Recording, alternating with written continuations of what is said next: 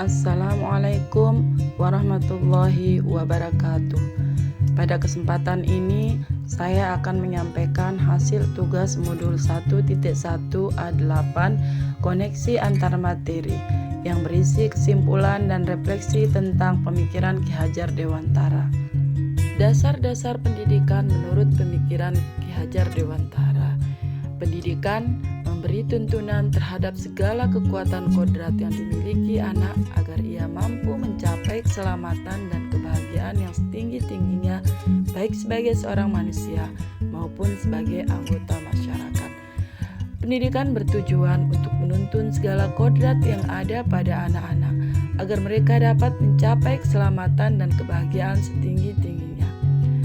Pembelajaran merupakan bagian dari pendidikan di mana pembelajaran itu merupakan proses pendidikan dalam memberi ilmu atau berfaedah untuk kecakapan hidup anak secara lahir dan batin. Konsep pemikiran pendidikan Ki Hajar Dewantara yaitu menanamkan sikap kebangsaan berdasarkan budaya bangsa. Proses pembelajarannya dilakukan dengan memberikan kebebasan serta berpusat pada peserta didik. Asas pendidikan Ki Hajar Dewantara dikenal dengan Pancadharma yang terdiri dari asas kodrat alam. Sesuai dengan kodrat alam, pendidikan adalah tindakan yang sengaja dan direncanakan dalam rangka mengembangkan potensi peserta didik yang dibawa sejak lahir. Asas kemerdekaan berkaitan dengan upaya membentuk peserta didik menjadi pribadi yang memiliki kebebasan yang bertanggung jawab sehingga menciptakan keselarasan dengan masyarakat. Asas kebudayaan, pendidikan perlu dilaksanakan berdasarkan nilai-nilai budaya sebab kebudayaan merupakan ciri khas manusia. Asas kebangsaan, mengatasi segala perbedaan dan diskriminasi yang dapat tumbuh dan terjadi berdasarkan daerah, suku, keturunan, ataupun keagamaan. Sedangkan asas kemanusiaan dipandang sebagai azas yang mendamaikan hidup, kehidupan, maupun penghidupan umat manusia. Kerangka perubahan pendidikan Ki Hajar Dewantara antara lain sebagai berikut. Yang pertama, dasar pendidikan anak menurut Ki Hajar Dewantara berhubungan dengan kodrat keadaan yang terdiri dari kodrat alam dan kodrat zaman. Yang kedua, prinsip perubahan pendidikan berdasarkan atas azas trikon, yaitu kontinuitas, di mana pengembangan yang dilakukan harus berkesinambungan, dilakukan secara terus-menerus dengan perencanaan yang baik. Konvergensi merupakan pengembangan yang dilakukan dapat mengambil dari berbagai sumber di luar, dan konsentris, di mana pengembangan pendidikan yang dilakukan harus tetap berdasarkan kepribadian kita sendiri. Yang ketiga, acuan perubahan pendidikan adalah budi pekerti yang merupakan olah cipta, rasa, karsa, dan olahraga yang harus holistik dan seimbang. Pemikiran pendidikan Ki Hajar Dewantara adalah keharusan para pendidik untuk memandang anak dengan rasa hormat, berorientasi kepada anak sesuai dengan asas pendidikan taman siswa adalah bebas dari segala ikatan, dengan suci hati mendekati sang anak, tidak untuk meminta suatu hak, namun untuk berhamba pada sang anak.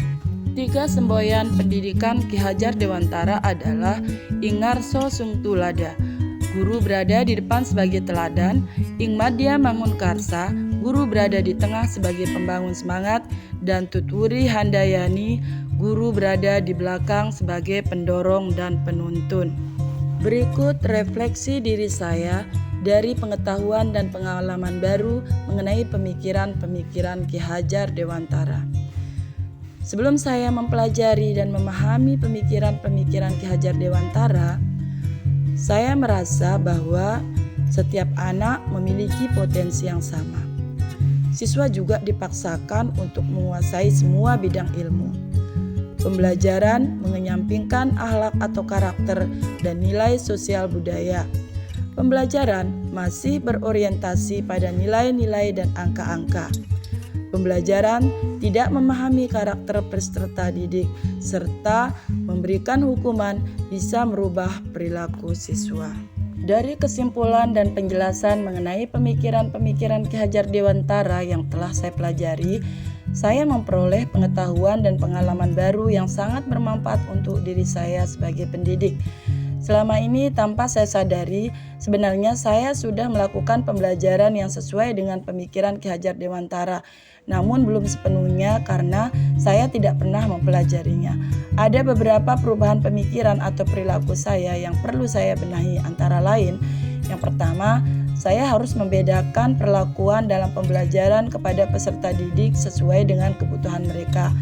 Yang kedua, saya harus menganalisis kemampuan peserta didik saya secara khusus untuk lebih dikembangkan.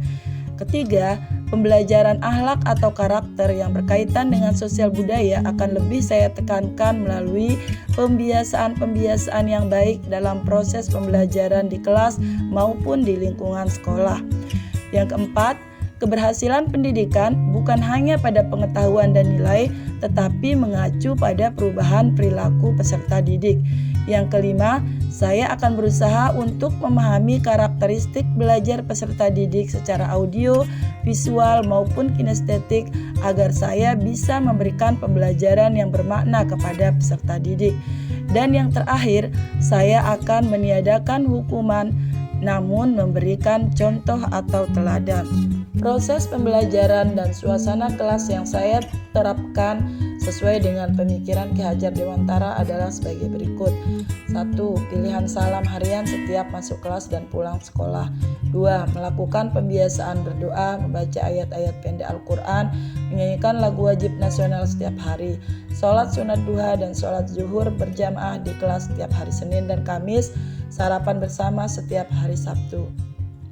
3. Menyapa siswa dengan hangat, misalnya menanyakan kabar, melakukan ice breaking. 4. Melakukan pembelajaran dengan bernyanyi yang sesuai dengan materi, penggunaan LCD, internet, dan WA group. 5. Melakukan pembelajaran dengan permainan di dalam kelas dan juga di luar kelas, misalnya talking stick, kepala bernomor, tam-tam buku, dan lain-lain. 6.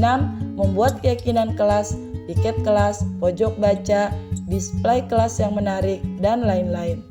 Dan yang ketujuh, membuat karya yang disesuaikan dengan kearifan lokal, misalnya keciput, telepon kecerit, terasi, tembola, tas belanja, dan lain-lain menggunakan pakaian adat setiap hari Kamis. Demikian kesimpulan dan refleksi saya terhadap pemikiran-pemikiran pendidikan Ki Hajar Dewantara. Semoga bermanfaat untuk kita semua, terutama saya pribadi sebagai calon guru penggerak. Wassalamualaikum warahmatullahi wabarakatuh.